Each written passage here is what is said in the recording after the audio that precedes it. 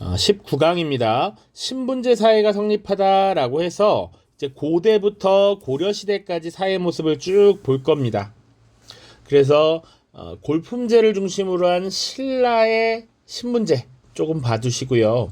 그리고 고려시대를 다룰 텐데 20강까지 이어지는 다음 강의까지 이어지는 과정에서 쭉 봐야 되는 것은 과거로부터 조금씩 현재로 가까워지면서 신분이라고 하는 것이 점차 약화되는, 약화라고 하긴 좀 그럴 수도 있습니다. 능력이 아무튼 더 중요시되는 이런 모습이 나타난다라는 걸 보시면 돼요. 그래서 19강과 20강까지 하시고 고려시대와 조선시대의 차이를 조금 더 구분을 하시는 것이 필요합니다. 일단 고대부터 보시죠. 자, 1번 고대의 지배층이 형성되다라고 하는 것 우리 보겠습니다. 이전에 부족 사회에서 모두 평등하게 지내다가 이제 부족 간의 정복 전쟁이 발생하면서 지배층과 피지배층이 생긴다. 요런 얘기 했었고요. 그래서 괄호 1번에 부여와 초기 고구려를 보면 대가와 같은 지배층이 각자 독자적인 영역을 지배한다라고 되어 있습니다. 그래서 요 가나 대가는 보통 우리가 군장이라고 부르는 그런 세력이다라고 생각하시면 되겠죠. 자, 그리고 사실은 나중에 이 군장들이 왕을 선출하는 요런 과정까지 넘어가게 됩니다. 자, 그래서 삼국이 중앙집권 체제를 갖춰가는 과정에서 이런 군장 세력들, 가와 대가들을 중앙의 귀족 관료로 편입을 했고요. 그리고 군장들의 세력에 따라 관리들의 등급을 나누는 관등제라고 하는 것, 그리고 신분제라고 하는 것이 형성되면서 이것이 유기적으로 운영되더라. 그 대표적인 것이 바로 신라의 골품제라고 하는 것이죠. 그래서 골품제는 신라가 영토를 확장하는 과정에서 군장 세력을 중앙의 지배체제로 편입하고 그 지배 세력을 등급으로 나눠서 신분화한 것입니다. 자, 그래서 구분 보시면 성골, 진골, 그리고 6개의 두품으로 나뉘어 있고요. 자, 이 골품은 단순한 신분제가 아니고 이 골품이라고 하는 신분에 따라 승진의 상한선도 정해지고요. 혼인이나 의복 같은 일상생활에도 영향을 다 미치게 됩니다. 그래서 오른쪽에 요런 지금 표가 있는데요. 관등이 총 17개까지 있습니다. 1등급인 이벌찬부터 17등급인 조위까지 있는데 잘 보시면 진골 귀족만이 1등급부터 5등급까지 고위관직을 할 수 있고 6두품 세력은 6등급인 아찬까지 밖에 하지 못합니다. 그러니까 지금 이 골품이라고 하는 신분제가 승진의 상한을 정하고 있고 심지어 옷의 색깔이라든지 집의 크기마저 결정을 했다라는 얘기죠. 그래서 주로 6두품은 이런 한계가 있었다라는 것, 능력이 뛰어나도 신분적 한계를 극복하기 어려웠다라는 것이고 3두품 이하는 점차 평민과 동등하게 여겨졌다라는 것까지 보시면 되겠습니다. 여러분들 프린트 날개에는 골품제에 또 대해서 설명이 되어 있는데 관직의 임용 범위부터 일상생활 규제에 이르기까지 사회를 운영하는 기본 원리로 작용했습니다. 그래서 교과서에는 자료인데요. 88쪽에 있는데 가볍게 읽어보시면 되겠습니다. 그래서 우리가 주목해야 될 것은 이 진골과 육두품의 차이, 요것을 구분하는 것입니다. 진골은 고위 귀족으로서 모든 것을 다 누릴 수 있었고 육두품은 그렇지 못했다란 말이야. 육두품 보시죠. 학문적 식견과 실무 능력을 갖추었어도 골품제라고 하는 신분제 때문에 승진의 제한을 받았고, 그리고 골품제가 가지고 있는 이런 모순을 개혁하기 위한 여러 방안을 제시하기도 했지만 받아들여지지 않자 새로운 사회 건설을 모색합니다. 자, 골품제의 모순 이런 것들을 지적한 여러 유학자들이 있는데 대표적인 인물이 바로 최치원 같은 인물들이죠. 자, 이 최치원은 육두품 출신으로서 사실은 당나라에 건너갔단 말이야. 그러니까 새로운 사회의 건설을 모색했던 대표적인 사례를 보자면 당나라에 건너갑니다. 당나라에서 외국인 전용 과거 시험이었던 빈공과를 응시해서 관직에 나아가기도 했고요. 최치원도 그런 사례입니다. 그리고 신라 말기 왕권이 약화되고 지방에 호족 세력이 등장하면서 이 호족을 도와서 자신의 뜻을 펼치는 경우가 많았죠. 그래서 최언위라든지 최승우 같은 사람들이 예시가 될 것입니다. 그래서 최언위라고 하는 인물은 고려에 협조를 하게 되고요. 최승우는 견훤에게 의탁해서 후백제에서 이제 활약을 하게 되죠. 자, 그 다음입니다. 이제 일반적인 평민들.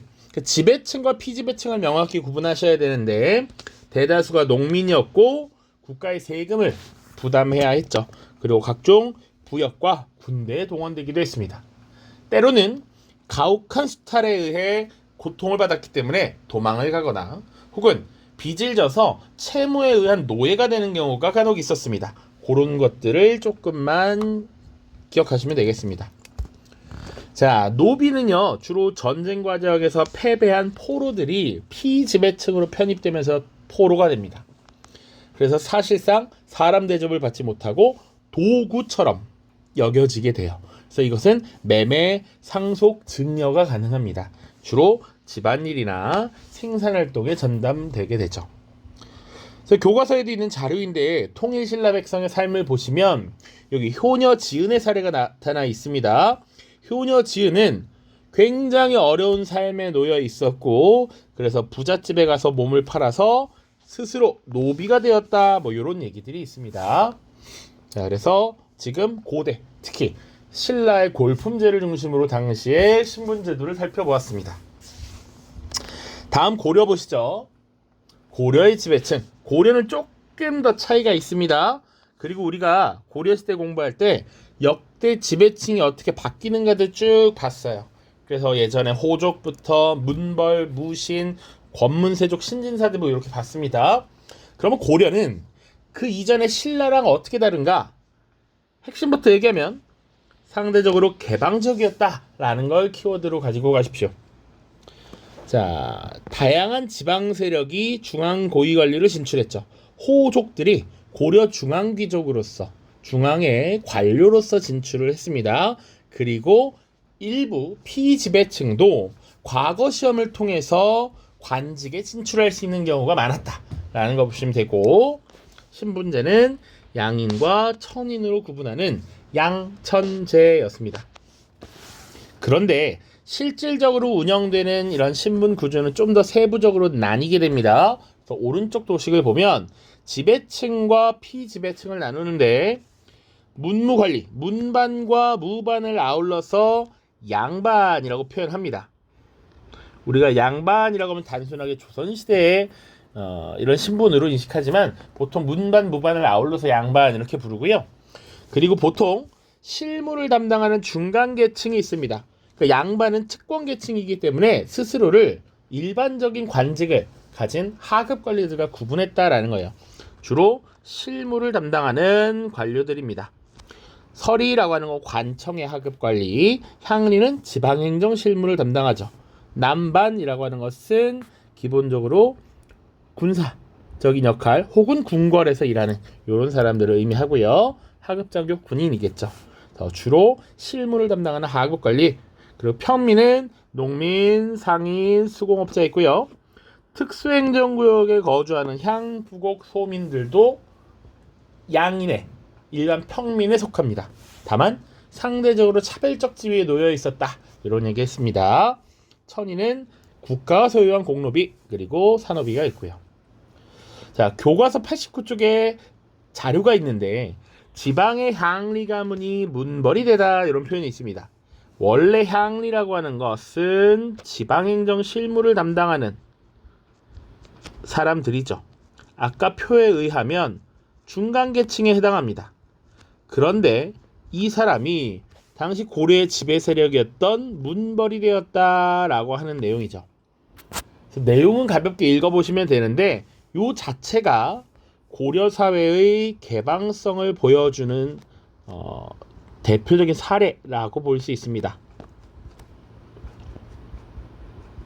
그러니까 신라 같은 경우는 신분, 골품이 정해져 있었기 때문에 골품에 따라 관직 승진의 상한이 있었어요. 육두품 같은 경우는 능력이 뛰어나도 최고위 관직에 올라갈 수 없었는데 고려는 사실은 과거제라는 걸 시행하면서 능력이 있다면 그 능력에 대해서 검증을 받고 인정받아서 고위 관직에 올라갈 수 있었다라는 얘기죠. 그래서 중간 계층이었던 향리가 고위 관직으로 성장하면서 문벌이 되기도 했다라는 거 잘 봐두시면 됩니다. 고려 사회의 개방성을 보여주는 사례. 자, 그래서 지배층과 피지배층을 조금 더 자세히 이렇게 설명을 한 부분인데요. 빠르게 정리하겠습니다. 자, 지배층, 최고위층의 양반이 있습니다. 양반은 문반과 무반을 아울러서 얘기하는 문무 관료들이고요. 양반이 되는 방법, 주로 음서나 과거가 있습니다. 그럼 음서가 뭔지는 조금 더 얘기를 해야겠죠. 여러분들 프린트 날개 7번에 보시면 음자가 한자로 그늘이라는 의미야. 이 조상의 그늘 아래 지금 관직을 얻게 됐다라고 보시면 됩니다. 5품 이상 관리 자손들에게 시험 없이 관직을 주는 제도가 바로 음서였습니다.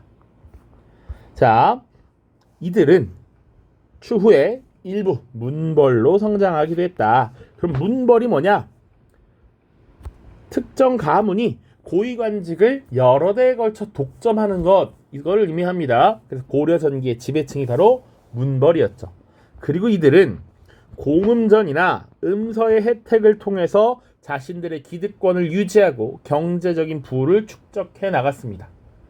그럼 공음전이 또 뭔지 봐야지. 음서와 항상 세트입니다. 날개 8번에 5품 이상 관리에게 지급한 토지, 고위 관리들에게는 토지를 주었는데 자손들에게 세습할 수 있게 했습니다. 그러니까 이 고위 관직에 한번 올라가면 경제력이 어느 정도 확보가 되는 건 당연한 일이다 라고 보시면 되겠죠. 그래서 최고위층의 양반이 있고요. 중간계층 보시면 서리, 향리, 남반, 그리고 하급장교가 있는데 서리는 주요 관청의 실무를 담당하는 사람들, 향리는 지방행정이죠. 그리고 남반은 주로 궁중, 궁궐을 의미합니다. 하급장교는 군사 업무고요. 이들은 자기가 직책에 따라 역할을 수행하죠. 그것을 직역이라고 합니다. 직역의 대가로 토지를 받았고, 보통은 이 사람들은 부모의 직업을 자녀들이 그대로 이어받아서 하는 경우가 많았습니다. 그래서 직역이 세습되고 토지도 직역이 세습되는 만큼 그 토지도 쭉 이어지게 되는 것이죠. 그렇게 생각을 하시면 되고, 또 지금 국가를 위해서 일하는 이런 중간계층이 있다면 지방에서도 또한 국가를 위해 일하는 향리들이 있죠. 특히 향리는 그 지역에 여러 명이 있을 텐데 상층 향리가 있고 중하층 향리가 있습니다. 그래서 향리 중에 대장, 그 지역의 업무를 총괄하는 호장이라는 것이 있어요. 그 지역의 대장이라고 보시면 됩니다. 호장 등 고위 직책을 독점했고 지방에서 실질적 지배층이 되기도 했습니다. 그래서 이들의 자제들, 자식들은 과거 응시에서 특혜를 얻기도 했고, 그리고 일부는 과거를 통해서 중앙 관직으로 진출하기도 했죠. 그래서 이렇게 지금 어떤 국가를 위해 일을 하고, 그리고 그 일을 함으로써 토지를 받아서 생활을 유지하는 이런 사람들을 우리 지난 교과서에 정호라는 표현을 사용했습니다. 국가를 위해서 일하는 집이라는 의미예요. 그래서 이들은 보통 국가로부터 세금을 거둘 수 있는 땅을 얻습니다. 수조지를 받고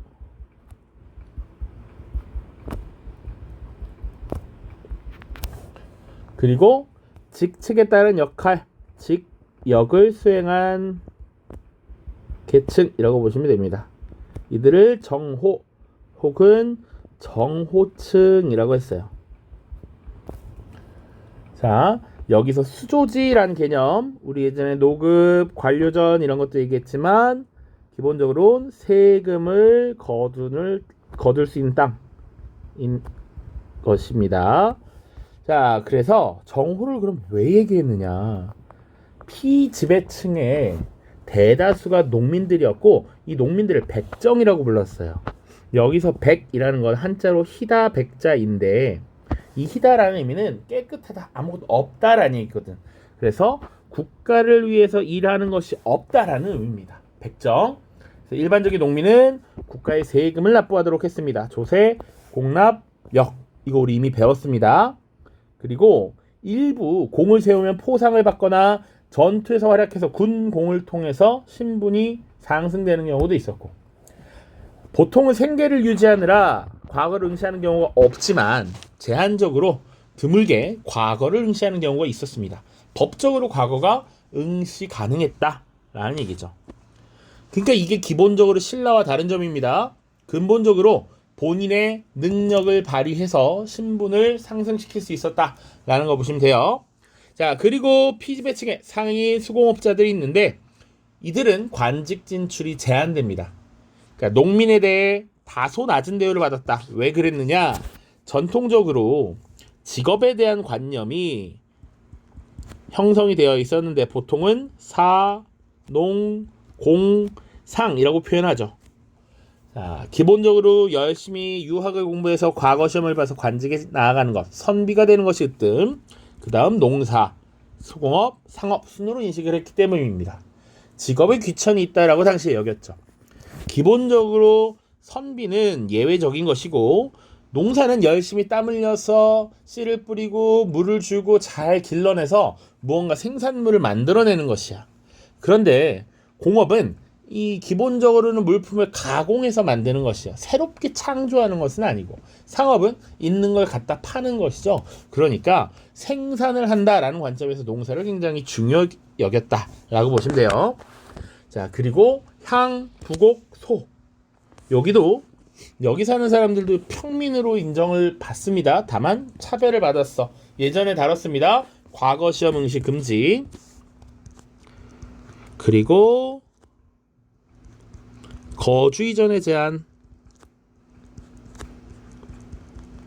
기본적으로 여기 향, 부곡, 소에 거주하는 사람들은 일반 군현에 사는 사람보다 세금을 많이 냈기 때문에 도망가려는 경우가 있었어. 거기 이동하지 못하게 결속시켰습니다. 다음 마지막 피지배층으로서 노비, 천민의 대부분이었고요. 소속에 따라 관청에 소속된 공노비, 개인이 소유한 사노비가 있고, 또 거주 형태에 따라서 주인과 함께 주인이 거느리고 산다라고 해서 솔거노비, 주인과 떨어져서 사는 대신 일정 정도의 경제적인 생산물을 갖다 바치는, 조공을 하는, 주인에게 바치는 거 신공이라고 합니다. 신공을 바치는 외거노비가 있습니다. 다만 외거노비는 주인이랑 따로 살면서 별도의 경제 생활을 누립니다. 그래서 신공만 잘 갖다 바치면 일반 백정처럼 가정도 꾸리고 개인의 생활을 할 수도 있었다라는 것이 특징입니다.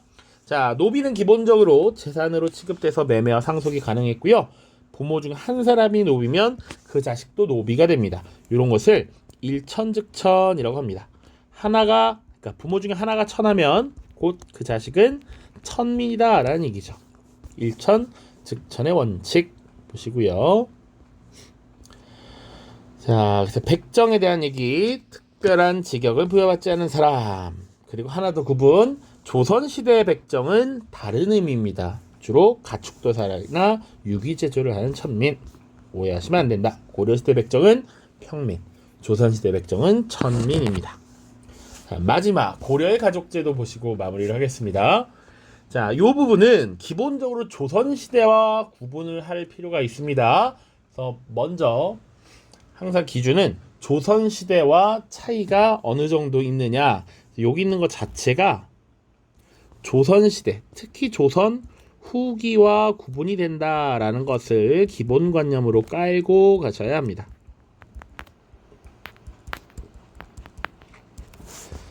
자, 가족관계 보시죠. 첫 번째, 부계, 모계와 상관없이 나를 기준으로 얼마나 가까운지에 따라 결정되었습니다. 첫 번째, 친손자와 외손자가 동등하게 여겨졌습니다. 조선시대는 부계, 친손자를 더 중요시 여겼습니다. 그리고 아까 5품 이상 고위 관료의 자제들에게 음서의 혜택을 준다라고 했는데 음서의 혜택도 동등했습니다. 친손자, 외손자 모두. 그리고 남녀 차별 없이 재산을 상속했습니다. 조선시대에는 주로 장남에게 많은 재산을 몰아주었습니다. 조상에 대한 제사를 주관하기 때문에. 그러나 그것과 관계없이 딸 아들 구별 없이 재산을 상속해 주었다. 균분상속. 호적에 등재할 때도 성별이 아닌 출생 순서를 기준으로 등재합니다. 그리고 부모에게 제사를 지낼 때도 성별의 구분이 없었죠. 조선시대에는 이렇지 않았다라는 걸 항상 구분을 하셔야 됩니다. 자, 그리고 여성의 지위는 또 어땠느냐? 여성과 남성이 대등한 권리를 가졌다라는 것. 조선시대에는 남성이 좀 더 높은 사회적 지위를 가졌죠. 남자가 여자 집에 가서 사는 처가살이가 일반적이었는데 조선시대가 되면 시집간다라고 하잖아. 우리가 여성이 남편의 집에 가서 사는 친영이라고 하는 제도가 일반적으로 활용이 됩니다. 그리고 집안의 가장, 호는 항상 집이라고 했습니다. 아파트 몇 동 몇 호, 집에. 이 가정의 주인, 가장은 조선시대에는 남자만 하도록 했는데 여성 호주도 가능했다. 다만 여성이 관직에 임용된다거나 학교를 입학하는 것들은 되지 않았다라고 보시면 되고요. 마지막으로 교과서 90쪽에 보시면 고려시대에 재혼한 여성의 지위라고 자료가 있는데 가볍게 읽어보시면 됩니다. 핵심은 재혼한 여성의 자식도 과거 응시나 승진에서 차별받지 않았음을 알 수 있다라고 돼 있어. 이거 역시 조선시대랑 비교하면 됩니다. 조선시대는 재혼한 여성에 대한 차별이 굉장히 강해집니다. 오케이? 이렇게 보시면 됩니다. 다음 20강에서 이제 조선시대, 특히 조선 후기가 되면 이런 양반 중심의 신분 질서가 어떻게 변화하고 있는가를 중심으로 살펴보도록 하겠습니다. 고생 많았습니다. 안녕.